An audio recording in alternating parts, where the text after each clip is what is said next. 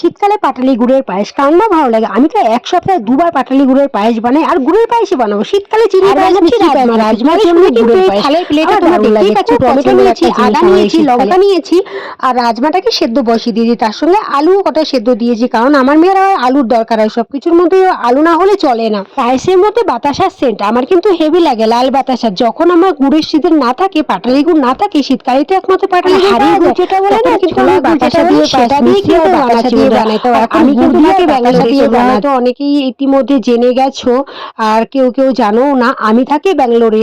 এখানে কিন্তু একটা বাঙালির দোকান আছে, সেখান থেকে গুড়গুলো আমাদের নিয়ে আসতে হয়। কারণ ব্যাঙ্গালোরের লোকেরা পাটালি গুড় কি এগুলো ওরা জানেই না।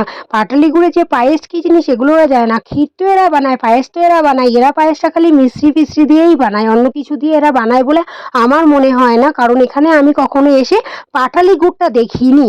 আমাদের বাঙালি দোকান যারা আছে তারাই একমাত্র পাটালি গুড় বানায়, মানে পাটালি গুড় বানায় কেন বলছি, পাটালি গুড় বেচে। তো যাই হোক বন্ধুরা, এই দেখো আসে পাটালি গুড় কিন্তু কলকাতা থেকে আসে, আর অনেক চড়া দামে এখানে বিক্রি হয়। একটু ঘিয়ের মধ্যে কাজু ভেজে নিলাম, এটা পায়েসের মধ্যে মিক্স করে দেবো। গুড়টা আমি পরে লাস্টে মিক্স করব, বাতাসা তো আগেই মিক্স করে দিয়েছি, তোমরা দেখতেই পাচ্ছ। এই দেখো আমি দুধ আলাদা করে রাখতে ভুলে গেছিলাম, তার জন্য ওপরে পায়েসের ওপরে যে দুধটা থাকে সেটা অল্প অল্প করে নিয়ে এখানে মিক্স করে দিয়েছি। এবার মিক্স করে দিলাম, গ্যাসটা কিন্তু আমি অফ করে দিয়েছি, কারণ গ্যাসটা অফ করে এই গুড়টা আমি মেশাবো, লাস্টে মেশাবো।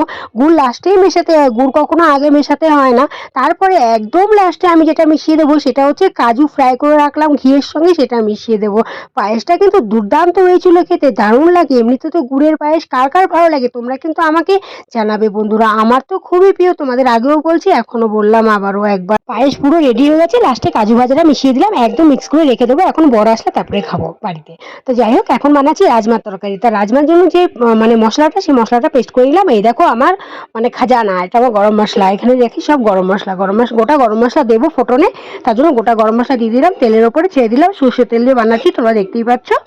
আর এই যে গরম মশলাটা, যে দারচিনিটা দেখতে পারে না, ওই দারচিনিগুলো আমি ব্যবহার করি, ওর মধ্যে সেন্ট খুব ভালো থাকে, এই জন্য আমি ওইগুলো ব্যবহার করি। কস্তুরি মেথি দিয়ে দিলাম, আর একটু যা যা বেসিক মশলা দিয়ে দিলাম, দিয়ে ভালো করে মশলাটা কষিয়ে নিলাম। মির্চি পাউডার একটু দিয়ে দিলাম, বাটার সময় একটু মির্চি দিয়েছিলাম, আবার এখানেও মির্চি পাউডার দিয়ে দিলাম কালার হওয়ার জন্য। আর কাশ্মীরি লাল মির্চি, এটা একটু কালারটা ভালো আসবে তার জন্য দিয়ে দিলাম। তারপরে কিন্তু আমি ভেজে মানে সেদ্ধ করে রাখা যে ভালো করে কষিয়ে নিতে হবে যতক্ষণ তেলটা না ছাড়বে। তারপর সেদ্ধটা করে রেখেছি, আর রাজমা আর আলু, আলু দিয়েছি খালি মেয়ের জন্য। আমার মেয়েটা আলু না হলে খাবে না, এই জন্য আমার মেয়ের জন্য আলু দিয়েছি। তাই এটাকেও এখন কিছুক্ষণ গরম করার পর গরম মশলা মিশিয়ে দেবো। তারপরে হয়ে গেল। মেয়েটাকে ভাত বাড়িয়ে দিচ্ছি গরম গরম। গরম গরম ভাত এখনই বানালাম, দুটোই একদম গরম গরম। আমার মেয়ে খুব খিদে পেয়েছে, ও রাত্রেবেলা একটু তাড়াতাড়ি খেয়ে নেয়।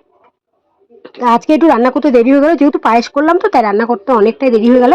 তা মেয়েটাকে ভাতটা মাখিয়ে দিলাম। তো ভিডিওটা ভালো লাগলে একটা লাইক কমেন্ট করে দিও বন্ধুরা, পারলে একটা সাবস্ক্রাইবও করে দিও। Okay, bye bye, thank you so much. আমার